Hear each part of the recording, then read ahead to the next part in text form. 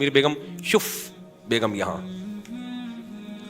پھونکوں سے لنگڑے ٹھیک ہو رہے ہیں, آنکھوں سے پتہ نہیں کیا کیا نکال رہے ہیں, جو ڈرامہ بالکل ٹک ٹک ٹک ٹک ٹک ٹک ٹک ٹک ٹک ٹک. بھائی اتنی پھونکیں اگر آپ کے پاس ہیں تو آغا خان ہاسپٹل میں ایک سلنڈر بھروا دو, تو جو بھی معذور لوگ ہوں گے ان پہ اسپرے کر دیا کرو, ٹھیک ہو جائیں گے. اور جو معذوروں کے ہسپتال ہیں ان سب کو بند کرو بھائی, لائن لگا کے کہاں چلے جاؤ یار. تم پیغمبر سے اتنی محبت نہیں ہے کہ پیغمبر نے حکم دیا داڑھی بڑھانے کا, وہ تو تم سے بڑھ نہیں رہی ہے, تو بغیر داڑھی کے ولی اللہ کہاں سے مارکیٹ میں آنا شروع ہو گئے.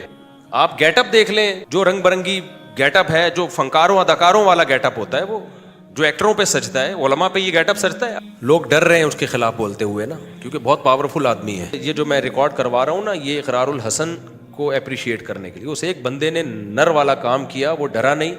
پوری قوم کی طرف سے شکریہ ادا کرتا ہوں, تو اس کو اکیلا نہ چھوڑیں, اس کو کیا کریں, سپورٹ کریں. کوئی تو خاندانی کام کیا نا اس نے, اللہ تعالیٰ اقرار الحسن کو اس کا بہترین بدلہ عطا فرمائے. یہ جو پھونکوں والی سرکار ہے شف شف, تو انہوں نے بڑا لوگوں کو الو بنایا ہوا ہے. بہت بڑا کراؤڈ سرکار کے گرد جمع ہو گیا ہے. پھونکوں سے لنگڑے ٹھیک ہو رہے ہیں, آنکھوں سے پتہ نہیں کیا کیا نکال رہے ہیں. اس پہ میں نے پہلے وہ بیچارے ناصر مدنی نے بیان کیا تھا کچھ, اس کو اٹھا کے کس طرح سے مارا گیا, پیٹا گیا. تو میں نے بھی جب بیان کیا, میں نے کہا بھائی اتنی پھونکیں اگر آپ کے پاس ہیں تو آغا خان ہاسپٹل میں ایک سلنڈر بھروا دو, تو جو بھی معذور لوگ ہوں گے ان پہ اسپرے کر دیا کرو, ٹھیک ہو جائیں گے. لوگ ڈر رہے ہیں اس کے خلاف بولتے ہوئے نا, کیونکہ بہت پاورفل آدمی ہے. اور ہماری قوم کا ایک بہت بڑا طبقہ جو ایجوکیٹڈ بھی ہے اور اس کے پاس پاور بھی ہے, وہ اس کا مرید بنا ہوا ہے. کیونکہ بے وقوفوں کی پاکستان میں کمی نہیں ہے, اور حکومت تو کنٹرول کرتی نہیں ہے ان چیزوں پہ. سعودی عرب میں یہ منجن نہیں چلتے, یو اے ای میں بھی نہیں چلے گا یہ منجن, عربوں میں نہیں چلتا زیادہ تر اس طرح کا منجن. کسی عربی کو منجن بیچنا ہوتا ہے تو وہ بھی یہاں آتا ہے. جیسے عراق سے آیا تھا نا پچھلے سال, آپ کو پتا ہے کہ روحانی ٹوپی ڈرامہ, بڑے لوگ اس کے ارد گرد اکٹھے ہو گئے تھے. میں نے اس کے خلاف بھی بیان دیا تھا, بھائی یہ منجن ہے. تو لوگ نہیں مان رہے تھے, مجھ پہ بھی دباؤ آیا کہ نہیں آپ اپنے بیان سے رجوع کرو, یہ تو بڑے پہنچے ہوئے بزرگ ہیں. پھر بعد میں جب پتہ چلا کہ منجن ہے, تو میں تو بار بار کہتا ہوں یہ روحانی کے نام پہ جو بھی, دیکھو بزرگ کی ڈیفینیشن کیا ہے. بزرگ کہتے ہیں جو خود بھی گناہوں سے بچتا ہو اور دوسروں کو بھی برائیوں سے روکتا ہو. اچھا, یہ جو میں کلپ ریکارڈ کروا رہا ہوں اس کا نام رکھیں اقرار الحسن زندہ باد. یہ میں اقرار الحسن کو اپریشیٹ کرنے کے لیے میں تذکرہ کر رہا ہوں. اس لیے میں نے ساتھیوں سے کہا کہ میں اس پہ بات کروں گا نا تو اس کا نام بھی رکھ دینا اقرار الحسن زندہ باد, اور آگے پھونکے بنا دینا بہت ساری. تو بزرگ کی ڈیفینیشن کیا ہے, ولی اللہ کسے کہتے ہیں؟ ولی اللہ اسے کہتے ہیں خود بھی سنت پر عمل کرتا ہے, لوگوں کو بھی سنت پر چلاتا ہے. کچھ چیزیں تو بالکل واضح نظر آ رہی ہیں اس شخص میں جو سنت کے خلاف ہیں بالکل. دیکھو بزرگوں کے ہاتھ پہ کرامت ظاہر ہو سکتی ہے, لیکن بزرگوں کے کرامت سینٹر نہیں ہوتے. سمجھتے ہو کہ نہیں سمجھتے؟ کبھی اللہ کسی بزرگ کے ہاتھ پہ کوئی کرامت ظاہر کر دے. عیسیٰ علیہ الصلوۃ والسلام تو اللہ کے پیغمبر تھے, پیغمبر کا مقام تو ولی سے بہت اونچا ہوتا ہے. مردے کو کہتے ہیں نا قم باذن اللہ, تو وہ مردہ اللہ کے حکم سے زندہ ہو کے کھڑا ہو جاتا ہے. لیکن ایسا نہیں ہے کہ حضرت عیسیٰ ابن مریم نے کوئی سینٹر بنا لیا ہو کہ جس کو اپنے مردے زندہ کروانے ہو ہمارے پاس لے آئے. کیونکہ یہ جو معجزہ ہے نا, اس کے صدور میں پیغمبر کا کوئی دخل نہیں ہوتا. یہ کس کی طرف سے ہوتا ہے؟ اللہ. جب اللہ چاہے گا تو ہو جائے گا, نہیں چاہے گا تو نہیں ہوگا. تبھی حضرت عیسیٰ نے ایسا نہیں کیا کہ کوئی باقاعدہ مردوں کو زندہ کرنے کا کوئی ادارہ کھول لیا ہو کہ جس نے اپنا مردہ زندہ کرانا ہے آ جائے میں زندہ کر دوں گا. بھائی نہیں, ان کے اختیار میں یہ چیز نہیں ہے. جب اللہ نے کہا کہ اب آپ کریں تو میں زندہ کر دوں گا, آپ قم کہہ دیں میں اس کو مردے کو کھڑا کر دوں گا, تو کر دیا. نارملی حضرت عیسیٰ یہ کام نہیں کر سکتے تھے. اسی طرح حضرت موسیٰ علیہ الصلوۃ والسلام لاٹھی کو سانپ بنا دیا کرتے تھے, یہ معجزہ تھا نا ان کا. تو لاٹھی کو جب سانپ بنایا کرتے تھے تو کیا موسیٰ علیہ السلام نے کوئی لاٹھی کو سانپ بنانے کا سینٹر کھول لیا تھا کہ جن لوگوں کو بھی سانپ چاہیے لاٹھیاں لے آئے, میں ڈن دم دم دھڑا دھڑ سانپ بنا دوں گا, اور پھر اس کی پبلسٹی کر رہے ہوں.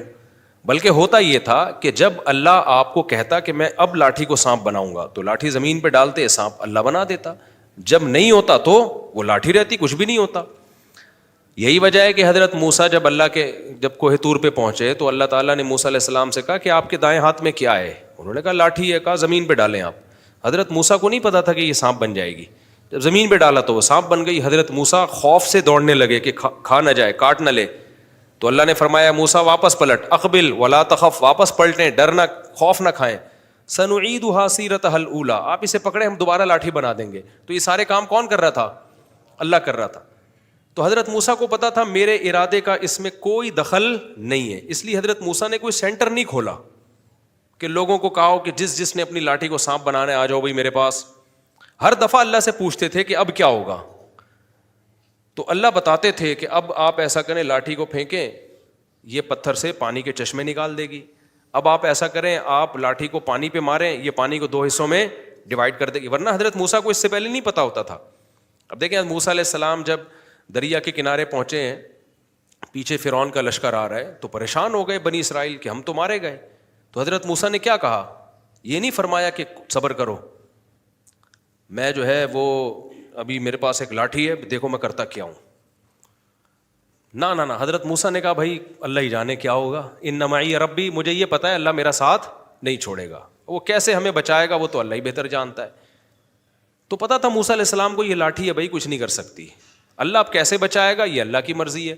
تو اللہ نے وحی کی موسیٰ پر علیہ السلام پر کہ اے موسیٰ اس کو آپ پانی پہ ماریں اور کالطود العظیم, دونوں طرف پہاڑ جیسی موجیں رک جائیں گی. تو جب پیغمبر کا جن کا درجہ ولی اللہ سے بڑا ہے وہ معجزے سینٹر کھول کے نہیں بیٹھتے. جب اللہ ان کے ہاتھ پہ معجزے دکھانا چاہے دکھا دیتا ہے, نہیں دکھانا چاہے تو نہیں دکھاتا. ہمارے نبی صلی اللہ علیہ وسلم نے چاند کے ٹکڑے زندگی میں کتنی دفعہ کیے ہیں؟ بولو نا, 1 دفعہ کیے بس. اور ہر مطالبے کا آپ نے جواب بھی نہیں دیا. مشرکین کہتے تھے کہ سورہ بنی اسرائیل میں آپ دیکھ لیں, لن نؤمن لک حتی تفجر لنا من الارض ینبوعا, اے پیغمبر ہم آپ پر اس وقت تک ایمان نہیں لائیں گے جب تک آپ زمین سے چشمے جاری نہ کر دیں. تو ہمارے نبی نے یہ نہیں کیا کہ یوں کیا اور چشمہ جاری, نہ کہا بھائی میں کہاں سے چشمے جاری کر سکتا ہوں. پھر انہوں نے کہا کہ او یکون لک بیت من زخرف او یکون لک جنۃ من نخیل, آپ کے لیے کھجور کا باغ ہونا چاہیے, وعنب, انگوروں کے باغ ہونے چاہیے, فتفجر الانہار خلالہا تفجیرا, آپ اس کے بیچ میں نہریں جاری کر دیں, او ترقی فی السماء, آپ کو چاہیے آسمان پہ جائیں اور وہاں سے کتاب لے کر آئیں. یہ فرشتہ کیوں کتاب لے کر آ رہا ہے؟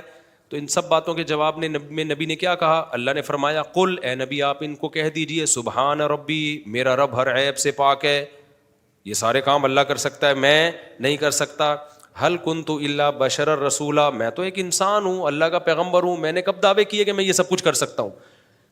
اب سوال پیدا ہوتا ہے جب نہیں کر سکتے تو پھر چاند کے 2 ٹکڑے کیوں کر دیے؟ بھائی اللہ نے کرا دیے اس وقت, جب اللہ کرا دے گا تو کر لیں گے, وہ بھی ایک ہی دفعہ ہوئے ہیں.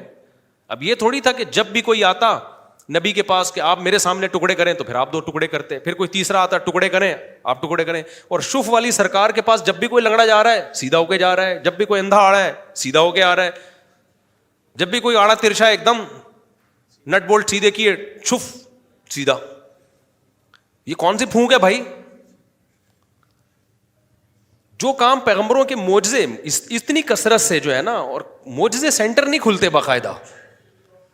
تو پیغمبروں کے بعد دنیا میں اللہ کے ولی آتے ہیں, ان کے ہاتھ پہ اللہ بعض دفعہ کرامت ظاہر کر دیتے ہیں, لیکن وہ کرامت سینٹر کھول کے نہیں بیٹھتے. کرامتیں بھی ہوتی ہیں بعض دفعہ اللہ کسی ولی کے ہاتھ پہ, جیسے سلیمان علیہ الصلوۃ والسلام جو تھے, انہوں نے کہا کہ بھائی کون ہے جو ملکہ سبا کا تخت اٹھا کے لائے گا؟ ایک جن نے کہا میں لے کر آؤں گا. ایک بزرگ بیٹھے ہوئے تھے, انہوں نے کہا پلک جھپکنے سے پہلے حاضر کر دوں گا. یہ کہا اور تخت حاضر. 1 دفعہ ہو گیا بس. یہ کیوں اللہ نے ان بزرگ کے دل میں الہام کر دیا کہ میں آپ کے ہاتھ پہ کرامت ظاہر کروں گا. اب ظاہر ہے کوئی انسان یہ کام نہیں کر سکتا, یہ اللہ نے کر دیا. تو کیا وہ بزرگ کرامت سینٹر کھول کے بیٹھ گئے کہ جس کو اب تخت منگوانا ہوگا شف تخت حاضر؟ 1 ہی دفعہ ہوا ہے. اس سے زیادہ ہونا شروع ہو جاتا تو نظام عالم تباہ ہو جاتا. اب ایسا نہیں ہوا. اب دیکھو قرآن کہتے ہیں ہم نے سلیمان علیہ السلام کے تابع ہوا کو کر دیا تھا. ہوا سلیمان علیہ السلام کو اٹھا کے لے جاتی ان کے تخت کو. 1 مہینے کا سفر چند گھنٹوں میں طے کرا دیتی تھی وہ. یہ قرآن میں ہے غدوها شہر ورواحها شہر. سوال پیدا ہوتا ہے کہ 2-3 گھنٹے تو پھر بھی لگ رہے تھے نا ان کو کسی ملک میں پہنچنے میں, کہ تخت اٹھا کے سلیمان السلام سمیت جائے گی وہ ہوا اور ایک ملک سے دوسرے ملک پہنچا دے گی. تو سلیمان السلام اور بزرگ سے کہتے کہ یار تم نے چند سیکنڈوں کے اندر میری پلک جھپکنے سے پہلے ملکہ سبا کا اتنا بھاری بھرکم تخت وہاں سے سینکڑوں کلومیٹر دور سے اٹھا کے لے آئے, تو اب ہوا کے تکلف کی ہمیں ضرورت کیا ہے؟ بولو شف. وہ بزرگ بولتے شف, اور سلیمان السلام کا ایک سیکنڈ کے اندر تخت اس ملک سے اس ملک. تو اس سے بھی پتہ چلتا ہے کہ ان بزرگ کے ہاتھ میں بھی ونس اپون اے ٹائم ایسے ہو گیا کہ اللہ نے کہہ دیا بھائی چلو ہم کرامت ظاہر کر دیں گے. یہ نہیں کہ وہ بزرگ کوئی کرامت سینٹر کھول کے بیٹھ گئے ہوں کہ اب جہاں کیا شف اور وہاں تخت پہنچا, یہاں سے وہاں, کیونکہ اس سے نظام عالم کیا ہو جائے گا؟ تبدیل.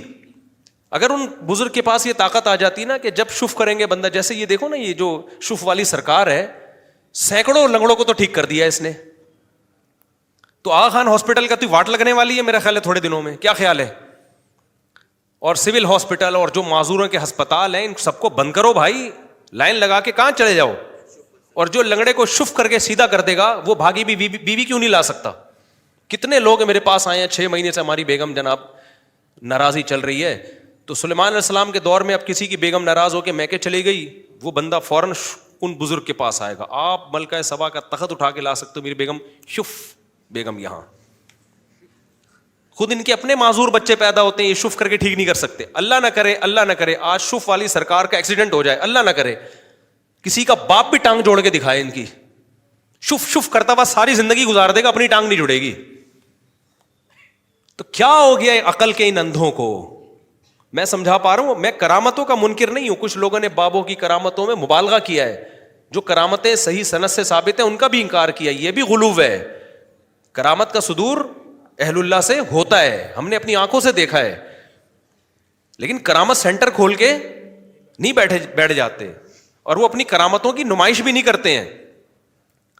سمجھتے ہو کہ نہیں سمجھتے؟ اور پھر ولی اللہ ہونا بھی تو ضروری ہے.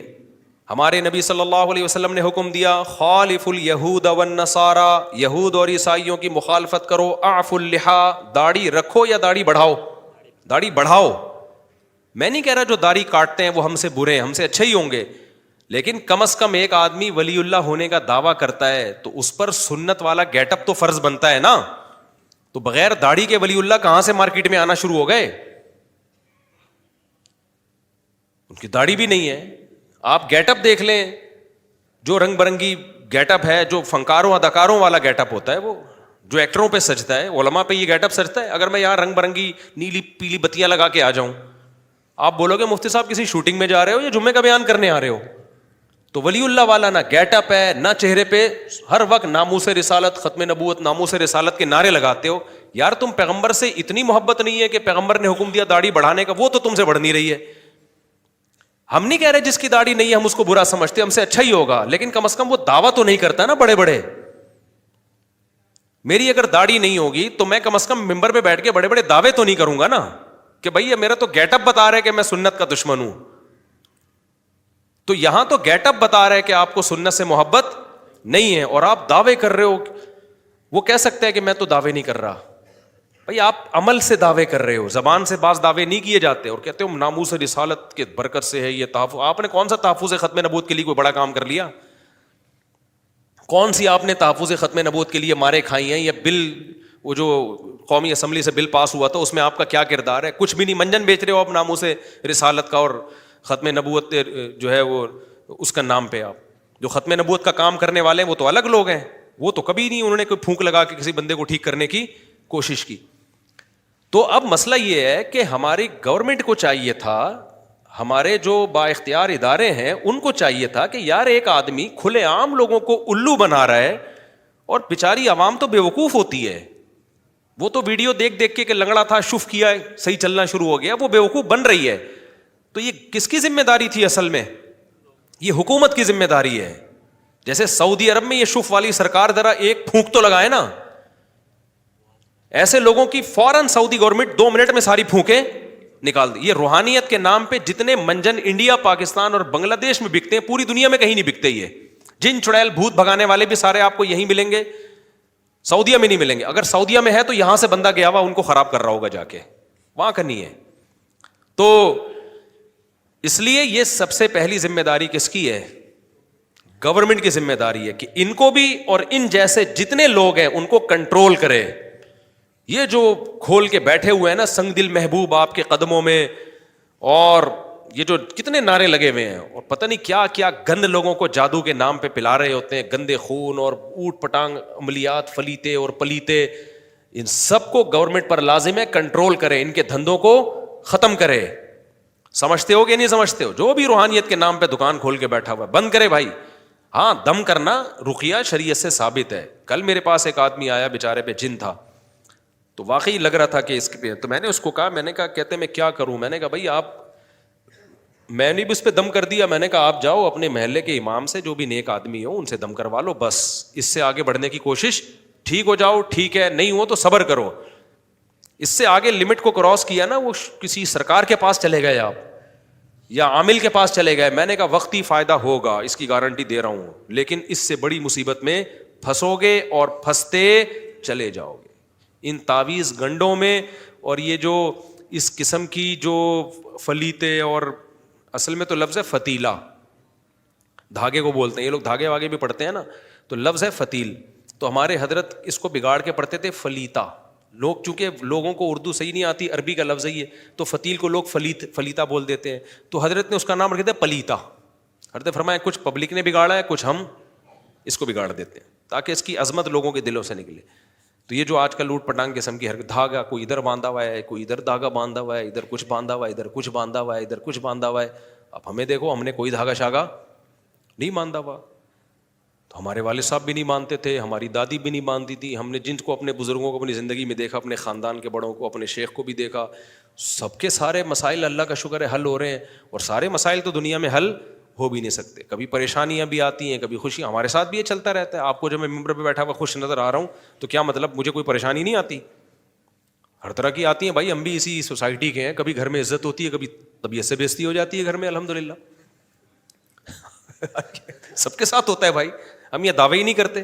لوگ بڑے بڑے دعوے کر رہے ہوتے ہیں میرا اتنا روب ہے, بھائی ہمارا تو تھوڑا بہت روب ہے, کچھ برداشت کر لیتے ہیں, کچھ بےزتی ہو جاتی ہے. اس کے بعد یہ ضرور ہے اللہ نے ایک کوالٹی رکھی ہے, جب زیادہ بےزتی ہوتی ہے فیل ہونا ختم ہو جاتی ہے. یہ ہر ایک کے ساتھ ہے. تو سب کچھ سب گھروں میں ہوتا ہے. اس کا حل دعا مانگو اور صبر کرو. تیسرا کوئی حل آپ کے پاس, اللہ سے لو لگاؤ, دعا مانگنا سیکھو. کتنا مزہ آتا ہے کسی سرکار کے پاس جائے بغیر اللہ کی سرکار میں آ جائے آدمی. نحن اقرب الیہ من حبل الورید, اللہ کہتے ہیں میں تمہاری شہرک سے بھی زیادہ قریب ہوں. یہ اللہ کیوں کہتے ہیں بھائی؟ مجھ سے مانگو, ادعونی استجب لکم, مجھے پکارو میں تمہاری دعاؤں کو سنوں گا, تمہاری پکار کا جواب دوں گا. تو اللہ جواب دیتا ہے. کچھ لوگ اس جواب کو سنتے ہیں اور جو بہرے ہیں ان کو وہ جواب سنائی نہیں دیتا. وہ جواب یہی ہے کہ اللہ یا تو اس دعا کو پورا کر لیتا ہے یا دل میں تسلی ڈال دیتا ہے کہ بھائی تم نے اپنا کیس میرے دفتر میں فائل کر دیا ہے, اب جو ہوگا تمہارے ساتھ تمہارے لیے بہتر ہوگا. بعض لوگوں کے لیے پریشانیوں میں رہنا ہی بہتر ہے. ایک آسیب والی عورت صحابیہ رضی اللہ عنہا نبی کے پاس آئیں, پریشان ہو جاتی تھیں. جب آسیب کا دورہ ہوتا تو کپڑے پھاڑ دیا کرتی تھیں. تو یا رسول اللہ میرا علاج کریں. آپ نے فرمایا دیکھو میں اللہ سے دعا مانگوں گا تم ٹھیک ہو جاؤ گی, لیکن پھر جنت کی خوشخبری نہیں ہے, کیونکہ اللہ چاہتا ہے کہ تم اسی غم میں رہو, اور یہی غم کا برداشت کرنا تمہارے جنت میں داخلے کا ذریعہ بنے گا. ہر ایک کو الگ طرح سے اللہ آزماتا ہے نا. اسی غم میں برداشت کرو گے تو دنیا مسافر خانہ ہے, کسی کا خوشیوں میں ٹائم پاس ہو جاتا ہے, کسی کا غموں میں. پاس سب کا ٹائم ہوتا ہے, مرنے کے بعد سب کی قبریں ایک جیسی ہوتی ہیں. جو غم میں صبر کر کے چلا گیا وہ ادھر جنت کے مزے, اور جو خوشیوں میں اللہ کو یاد کر کے گیا ادھر بھی اس کی جنت کے مزے, اور جو خوشیوں میں اترانے لگا ادھر برباد ہوگا, اور جو غم میں بے صبری کا مظاہرہ کرے گا وہ بھی ادھر برباد ہوگا. حدیث میں آتا ہے بعض لوگ ایسے ہیں دنیا میں بھی پریشان آخرت میں بھی پریشان, کیونکہ یہاں غم آئے صبر نہیں کیا. تو ان صحابیہ نے عرض کیا یا رسول اللہ میرا علاج کیجئے تو یا دعا کیجئے میرے لیے. آپ نے فرمایا میں دعا کروں گا اللہ تمہیں اس بیماری سے شفا دے دے گا, لیکن پھر جنت کی گارنٹی نہیں ہے, پھر عمل دیکھا جائے گا تمہارا. جنت والا عمل کیا تو جنت میں, جہنم والا عمل کیا تو جہنم میں, جیسے سب لوگوں کی آزمائش ہے. لیکن اگر تم اس بیماری میں صبر کرتی ہو تو میں تمہیں جنت کی ضمانت دیتا ہوں. اب بتاؤ اسی بیماری میں صبر کر کے یقینی جنت چاہیے یا غیر یقینی جنت چاہیے. یہ نہیں کہا کہ پھر اگر بیماری میں صبر، بیماری ٹھیک ہو گئی تو جہنم میں جاؤ گی، نہیں، پھر بھی چانس ہے جنت میں جانے کا، لیکن ضمانت نہیں ہے. تو اس حدیث سے پتہ چلتا ہے کہ بعض لوگوں کو اللہ دنیا میں ٹینشنیں دیتا ہی اس لیے ہے کہ ان کے اعمال میں اتنی طاقت نہیں ہوتی کہ جنت واجب کر لے. اللہ کہتے ہیں پریشانیوں میں رکھو، صبر کرے گا اسی پہ جنت ملے گی اس کو. ان اللہ اذا احب قوما ابتلاہم، صحیح حدیث ہے، اللہ بعض دفعہ کسی قوم سے جب محبت کرتے ہیں مصیبتوں میں ڈال دیتے ہیں. اللہ کہتے ہیں چل تو اسی ٹینشن میں زندگی گزار، میرے پاس آئے گا دھل دھلا کے آئے گا، سارے گناہ تیرے دنیا میں معاف ہو چکے ہوں گے. تو ان صحابیہ نے کہا ٹھیک ہے، اگر جنت کی ضمانت ہے اس بیماری کو میں برداشت کروں گی، لیکن فرمایا کہ میں جو جسم کے کپڑے پھاڑ دیتی ہوں اتنی دعا کریں کہ یہ نہ کروں، کیونکہ حیادار خاتون تھیں، کپڑے پھاڑنے سے ظاہر ہے ستر کھلنے کا خطرہ ہوتا ہے، تو اتنا کم از کم، یہ اس کا شریعت سے تعلق ہے نا، حیا سے. تو آپ نے فرمایا ہاں اتنی دعا ہوگی کہ اس بیماری میں تم کپڑے نہیں پھاڑو گی. ان صحابیہ نے ساری زندگی بیماری برداشت کی. اللہ ہم سب کو بیماریوں سے بچائے، آزمائشوں سے بچائے. لیکن بھائی اگر آزمائش آ جائے تو نہ شف والی سرکار کے پاس جاؤ، نہ کسی عامل کے پاس جاؤ، نہ کسی ریون کے مقیم عامل کے پاس، نہ کسی دیوبندی مقیم عامل کے پاس، نہ کسی بزرگ کے خلیفہ عامل کے پاس، نہ کسی اہل حدیث عامل کے پاس، نہ کسی بریلوی عامل کے پاس، نہ کسی شیعہ عامل کے پاس. عامل ہونا ہی کافی ہے، لکھا ہوتا ہے نا نام ہی کافی ہے. فلپ سب سے بہتر ہے، پہلے ایک اشتہار آیا کرتا تھا نام ہی کافی ہے. تو کیا کرنا ہے؟ اتنا ضرور ہے کہ رقیہ جو حدیث سے ثابت ہے، سورہ فلق، سورہ ناس، آیت الکرسی، یہ جو دعائیں ہیں، تو وہ مسجد کے امام ہے جو نیک آدمی ہو اس سے جا کے دم کرا لو. امام اکثر نیکی ہوتے ہیں، تبھی تو بیچارہ نماز پڑھا رہا ہے. تو نماز پڑھانے کی بھی ایک برکت ہوتی ہے نا. قاری صاحب سے دم کروا لو، امام صاحب سے دم کروا لو، کسی مولوی صاحب سے دم کروا لو. میرے پاس فرصت ہے تو میں پھونک مار دوں گا، لیکن میرے پاس فرصت نہیں ہے، کیونکہ پھر پھونکوں کی لائن لگ جائے گی اور میری اپنی پھونک نکل جائے گی. حقیقت ہے، کیونکہ میرے پاس اتنی پھونکیں نہیں ہیں جتنی اس پھونکوں والی سرکار کے پاس ہیں. امپورٹ ہو رہی ہیں پھونکیں. تو کسی سے بھی دم کرا لو. لوگ کہتے ہیں کس سے کرائیں؟ جو یہ کام نہ کرتا ہو اس سے کراؤ، بس یہ ذہن میں رکھو، ٹھیک ہے نا، جو یہ کام نہ کرتا. اور بار بار میں کہتا ہوں مفتی موسیٰ روحانی بازی رحمہ اللہ تعالی عامل نہیں تھے. وہ ایک کرامت تھی ان کی، ایک کرامت تھی ان کی. ان کے بیٹے نے بھی بتایا کہ ہمارے والد صاحب عامل نہیں تھے. بعض بزرگوں کے ہاتھ پہ کرامت ظاہر ہو جاتی ہے، تو کرامت تو کسی کے ہاتھ پہ بھی ظاہر ہوتی ہے کہ وہ کسی کو بھی کچھ بھی لکھ کے دے دیا وہ ٹھیک ہو جاتا تھا، وہ کرامت کے طور پر. تو انہوں نے بھی کوئی کرامت سینٹر تھوڑی کھولا ہوا تھا کہ میڈیا پہ لا کے دیکھو میں یہ ہوں، میں یوں ہوں. اور پھر اسٹائل بھی تو دیکھو نا، جیسے ڈرامہ بالکل ٹک ٹک ٹک ٹک ٹک ٹک ٹک ٹک ٹک ٹک. تو یہ ٹوٹل اے ٹو زیڈ کیا ہے. اور مفتی موسیٰ روحانی بازی کی اگر کرامت تھی تو وہ تو سمجھ میں بھی آتی ہے. پراپر داڑھی تھی ان کی، تہجد گزار تھے، ساری زندگی دین کی تبلیغ میں گزری ہے. ان پہ تو سمجھ میں بھی آتا ہے نا. ان لوگوں کی کیا ماضی اٹھا کے دیکھو، حال دیکھو، مستقبل دیکھو. میں نہیں کہہ رہا کوئی بری حرکتیں کی ہوں گی انہوں نے، ہم سے اچھے ہی ہوں گے، لیکن گیٹ اپ سے دیکھ لو آپ، اور کیا کوئی ماضی میں کون سی قربانیاں دی ہیں. سب سے پہلی بات تو جو چیز 2 اور 2 4 کی نظر آ رہی ہے وہ کیا ہے؟ داڑھی نظر آ رہی ہے سب سے پہلے. کوئی ایک صحابی آپ نے دیکھا چھوٹی داڑھی والا؟ کبھی سنا آپ نے؟ نہ صحابہ داڑھی کاٹتے تھے نہ چھوٹی کرتے تھے. تو خالف الیہود والنصارى، حدیث میں اس کو سخت ممانعت کی گئی ہے. اعفوا اللحیٰ، رکھو نہیں، بڑھاؤ داڑھی. تو جو بھی نبی سے عشق اور محبت کا دعویٰ کرتا ہے سب سے پہلے اس کا گیٹ اپ کیا ہونا چاہیے؟ اس کی گیٹ اپ سے. تو آپ داڑھی نہیں رکھ رہے، آپ کا ذاتی مسئلہ ہے، ہم کسی کو برا بلا نہیں کہہ رہے، لیکن کم از کم بڑے بڑے دعوے تو نہ کرے نا ایسا آدمی. تو شف والی سرکار جو ہے، تو لوگ ان سے ڈر رہے تھے شف والی سرکار سے. اقرار الحسن نے خاندانی کام کر دیا. ہمیں بھی جب میں نے اس کے خلاف بیان دیا نا تو بہت اسٹرائکیں دی، بہت پاورفل لوگ ہیں یہ، بہت اسٹرائکیں دی. حالانکہ اسٹرائک دینے کی ضرورت نہیں تھی چینل کو، آپ کو چاہیے تھا شف. چینل اڑ گیا. کیا خیال ہے بھائی؟ ایک شف، آپ کے جب شف سے ایک ہڈی جڑ سکتی ہے، 30 سال سے ایک آدمی پیرالائز ہے، ٹھیک ہو سکتا ہے، تو آپ کے ایک شف میرے چینل پہ شف کرو اور چینل بڑھ جانا تھا. تو یہ تو ادھر کبھی ادھر اوچھے ہٹکندے استعمال کر رہے ہوتے ہیں بندے اٹھا کے جو واقعات ہوئے. ابھی میں کیا زیادہ ڈیٹیل میں جاؤں. تو اس لیے حکومت کی ذمہ داری ہے اس قسم کے جتنے بھی ڈرامے باز قسم کے لوگ ہیں جو لوگوں کو بے وقوف بنا رہے ہیں ان کو گورنمنٹ کنٹرول کرے. لیکن سوال پیدا ہوتا ہے گورنمنٹ کو کون کنٹرول کرے؟ تو جو گورنمنٹ کو کنٹرول کر رہے ہیں وہی کنٹرول کر لے ان کو. جو بزرگان دین پاکستان میں بڑے جو پائے جاتے ہیں, استغفر اللہ. اچھا خیر, تو کوئی تو کرے نا کنٹرول بھائی, ہمیں کنٹرول کرنے سے مطلب ہے, کوئی بھی کر رہا ہو, اسٹیبلشمنٹ کرے, گورنمنٹ کرے, ہمیں اس سے مطلب نہیں ہے, لیکن کرو ان لوگوں کو. ایک نہیں ہے, ایسے کیا ہے.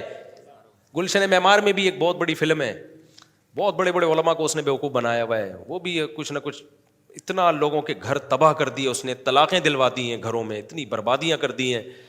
تو اس لیے میں ابھی یہ جو میں ریکارڈ کروا رہا ہوں نا, یہ اقرار الحسن کو اپریشیٹ کرنے کے لیے. اس ایک بندے نے نر والا کام کیا, وہ ڈرا نہیں, ورنہ یہ لوگ بہت مضبوط لوگ ہیں, تو وہ ڈرا نہیں, اس نے ایک ہمت کی ہے, تو اب آپ اس ہمت میں اس کا ساتھ دیں. اور ہر پازیٹیو کام میں عیب نہیں تلاش کرنا چاہیے. بعض دفعہ کوئی بندہ ٹھیک بھی کر رہا ہوتا ہے, ہم ہر چیز میں ہمیں کہ یہ اصل میں یہ جو کر رہا ہے نا, اس کے پیچھے اصل میں یہ ہے, اصل میں یوں, اصل گھما گھما کے کوئی بھی اچھا کام پاکستان میں کر ہی نہیں سکتا. تو جو اچھا کر رہا ہے بھائی, اچھا کر رہا ہے, سمجھ میں 2 اور 2 4 کی طرح نظر آ رہا ہے کہ یہ اچھا ہو گیا. ہمارے لیڈروں میں کوئی اچھا کام کرے گا تو جو اپوزیشن کے ہیں وہ کہتے ہیں اصل میں یہ تو لوگوں کو بیوقوف بنا رہا ہے. آپ کا جب وہ لیڈر ہوگا تو بیوقوف نہیں بنا رہا, جب اپوزیشن میں ہوگا تو وہ کیا کر رہا ہے, بیوقوف بنا رہا ہے. تو جو بھی اچھا کام کر رہا ہے آپ نے کیا کرنا ہے, اپریشیٹ. تو اقرار الحسن نے خاندانی کام کیا ہے, آپ کی ذمہ داری ہے کہ اقرار الحسن کے اس کلپ کو وہ کام کیا اس نے بتایا کہ یہ ایسے فراڈ ہوتا ہے, آنکھوں سے اس طرح سے چیزیں نکال لی جاتی ہیں, زنجیریں, یہ سب ہاتھ کی صفائیاں ہیں. یہ جو سوئیاں انڈوں سے نکالتے ہیں نا, یہ بڑی ڈرامے بازی ہے.